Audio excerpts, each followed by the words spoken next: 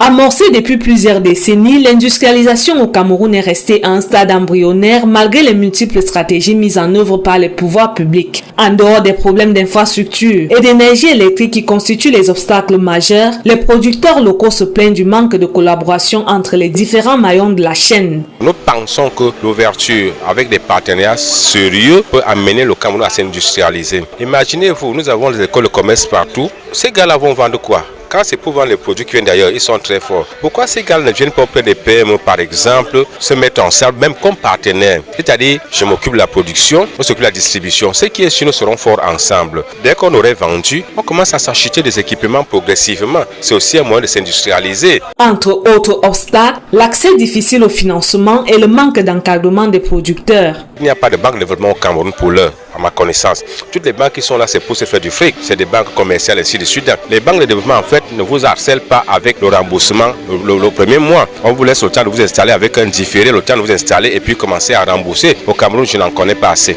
Au niveau international, l'originalité des produits made in Cameroun est favorablement appréciée. Cependant, le processus d'exportation reste plombé par des problèmes de conditionnement.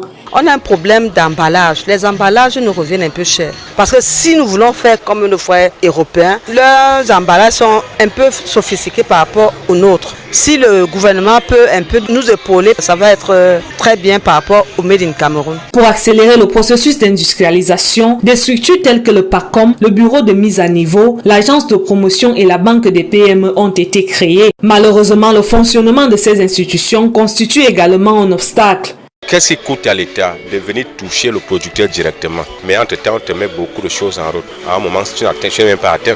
Et même parfois, quand tu atteins, quand il faut remonter encore la filière, ça te perd beaucoup de temps. De 2015 à 2018, le taux de croissance économique du Cameroun est passé de 5,8% à 3,8% du fait de la baisse des coûts des matières premières. Si rien n'est fait pour que le Made in Cameroun prenne de l'envol, l'émergence prônée par le chef de l'État en 2035 ne sera pas atteinte.